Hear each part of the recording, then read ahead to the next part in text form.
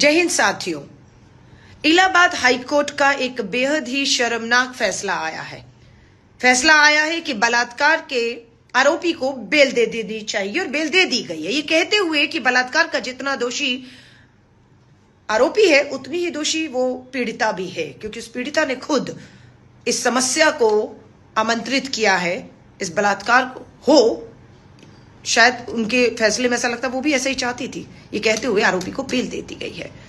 और ये इलाहाबाद हाईकोर्ट का पहला फैसला नहीं है, इसी तरह का कुछ दिन पहले फैसला आया जिसमें ये कहते हुए कि महिला की छाती पर हाथ मारना, उसके पजामे का नाड़ा खोलना या उसके कपड़े फाड़ना बलात्कार की ना कोशिश में आता है ना बलात्कार है वो, सो उसमें भी बेल मिल जानी चाहिए।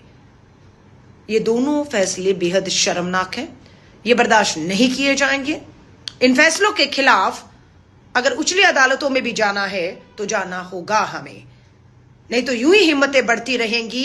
बलात्कारी बलात्कार करके हमारी बेटियों को, बहनों को, आपकी बेटी बहनों को नोचते रहेंगे और कोर्ट में यह कहा जाएगा कपड़ा ही तो फाड़ा है, छाती भी तो हाथ मारा है, कोशिश की थी, कामयाब तो नहीं हुए ना। जिस तरह से यहां कहा जा रहा है कि अगर बलात्कार होता है तो महिला बराबर की उसमें शामिल होती है, ये जज का मामला, इसलिए बेल मिल गई है। ये शर्मनाक है। मैं नहीं जानती आप इस दोनों फैसलों को, इलाहाबाद हाईकोर्ट के दोनों फैसलों को आप कैसे देखते हैं।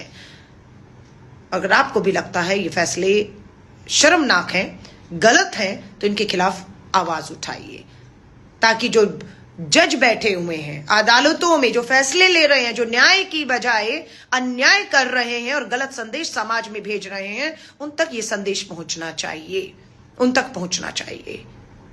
कम से कम अखिल भारतीय महिला कांग्रेस की राष्ट्रीय अध्यक्ष होने के नाते मैं इस मामले को, इन फैसलों को कतई भी हल्के में नहीं लूंगी। पूरे देश में इन फैसलों के खिलाफ अगर हमें आंदोलन करना होगा, सड़कों पर आना होगा, उच्च अदालतों पे जाना होगा, न्याय का हक मिलने तक, महिलाओं को सुरक्षा मिलने तक, इन अपराधियों को सजा मिलने तक, अखिल भारतीय महिला कांग्रेस मजबूती से इस लड़ाई को अदालत के बाहर सड़कों पर लड़ेगी।